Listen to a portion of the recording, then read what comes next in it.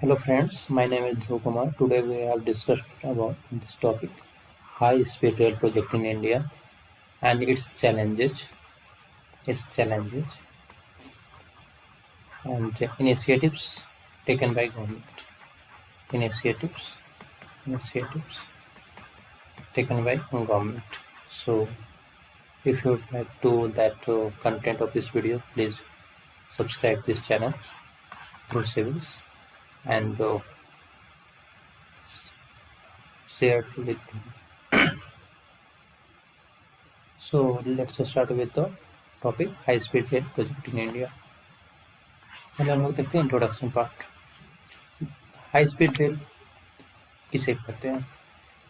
तो जिसकी speed 200 kilometre per hour से ज़्यादा हो वो हाई स्पीड रेलवे की डेफिनेशन में मानी जाती है। ठीक है, जिसकी स्पीड 200 किलोमीटर प्रति घंटा से ज़्यादा हो वो हाई स्पीड रेल होता है। वैसे टोटल 12 कॉरिडोर्स का प्लान किया गया है गवर्नमेंट के द्वारा, जिसमें से one of the high speed railway corridor है मुंबई अहमदाबाद कॉरिडोर, जिसकी डिस्टेंस है 508 किलोमीटर और इस पे जो बुलेट ट्रेन चलाने की बात हो रही है 320 किलोमीटर प्रति घंटे की स्पीड से चलाने की बात हो रही है। इसमें इस कॉरिडोर में यूज होगा स्टैंडर्ड गेज लाइन और इसको बिल्ड किया जाएगा शिंकानसेन टेक्नोलॉजी, जो जापान की टेक्नोलॉजी है उसके द्वारा, ठीक।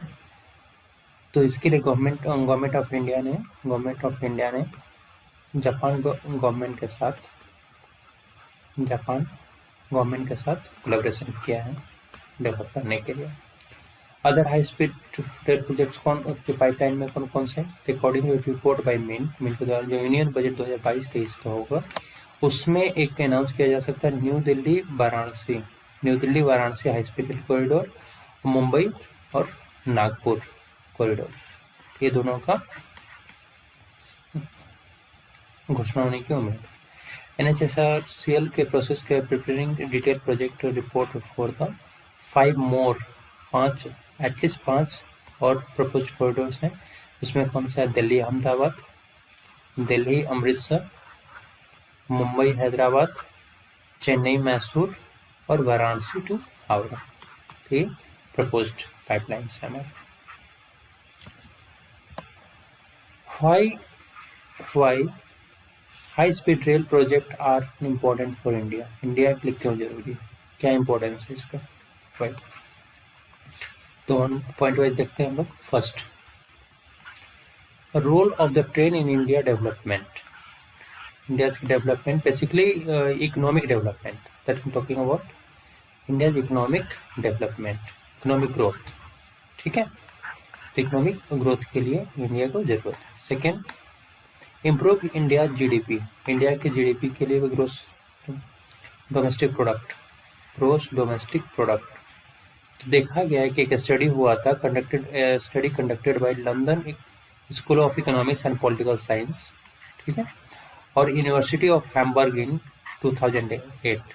तो 2008 में लंदन ऑफ स्कूल इकोनॉमिक्स और यूनिवर्सिटी ऑफ हैम्बर्ग के द्वारा एक स्टडी किया गया जिसमें पाया गया कि हाई स्पीड जो रेल सिस्टम जहाँ पर है उस देश की जो GDP है एटलीस्ट 2 टाइम्स ज़्यादा ग्रो कर रही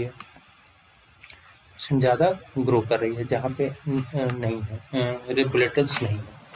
तो जहाँ पे बुलेट ट्रेन है वहाँ की इकोनॉमी एटलीस्ट GDP जो है 2.7% का ग्रोथ है वहाँ पे। सेकेंड पॉइंट हो गया। थर्ड, टेक्नोलॉजिकल रिवॉल्यूशन कि इंडिया में फर्स्ट टाइम लीडार टेक्नोलॉजी का प्रयोग हो रहा है, जिसका होता है light detection and ranging technology. तो फर्स्ट टाइम रेलवे के किसी भी प्रोजेक्ट में लीडार टेक्नोलॉजी का प्रयोग हो रहा है। Fourth, cleaner transport mode. According to international association of railway, high speed rail is 8 times more efficient than aeroplane से 8 टाइम्स ज़्यादा मोर एनर्जी एफिशिएंट है। 4 times more efficient than automobiles. Automobile के यूज से 4 गुना ज़्यादा एनर्जी एफिशिएंट है.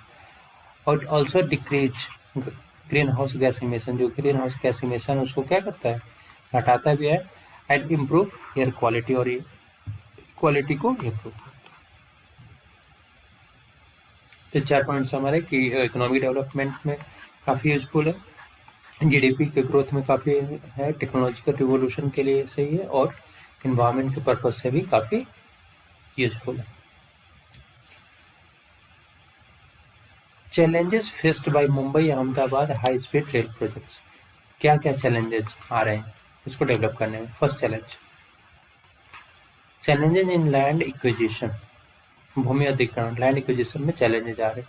तो basically जो land acquisition है वो कंप्लीट हो चुका है गुजरात और दादर नगर हवेली में. गुजरात और दादर नगर हवेली में कंप्लीट हो गया, लेकिन महाराष्ट्र के कुछ एरिया हैं जैसे पालघर और Thane district in Maharashtra that creating a troubles. ठीक है, तो इन एरिया में अभी भूमि अधिग्रहण की प्रोसेस कंप्लीट नहीं हो पाई है. Second, engineering challenges. इसमें क्या है कि दैट जो लास्ट स्टेज है इस परियोजना के मुंबई में जो है पहुंचे, तो वहाँ पे जो फ्रॉम अंडर द सी, समुद्र के नीचे से ले जाने के लिए जो टेक्नोलॉजिकल चैलेंजेस आ रहे हैं उसमें हो रहे हैं. थर्ड, मैसिव एक्सपेंस है, काफ़ी खर्चीला है. According to the estimated cost of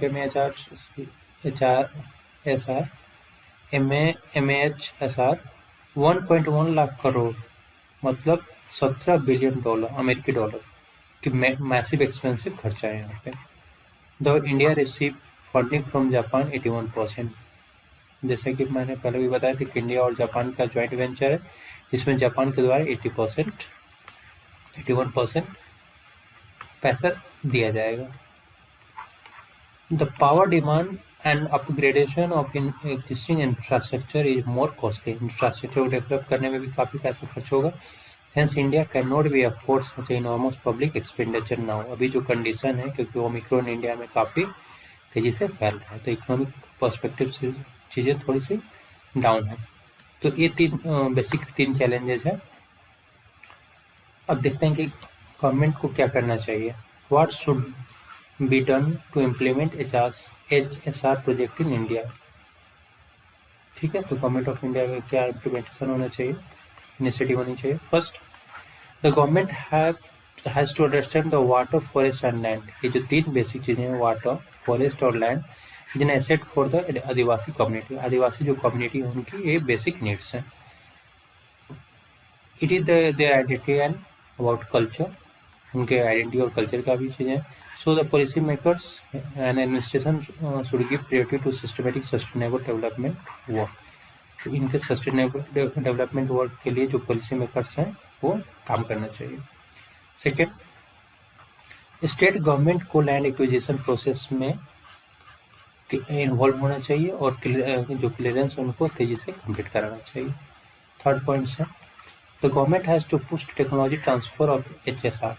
that is because no mention of transfer of technology anywhere in the agreement. जो जापान के साथ एग्रीमेंट हुआ है, जापान के साथ जो एग्रीमेंट हुआ है उसमें टेक्नोलॉजी के ट्रांसफ़र के लिए बात नहीं हुई है. तो गवर्नमेंट को चाहिए कि टेक्नोलॉजी के ट्रांसफ़र के लिए भी उस एग्रीमेंट में बात किया जाए.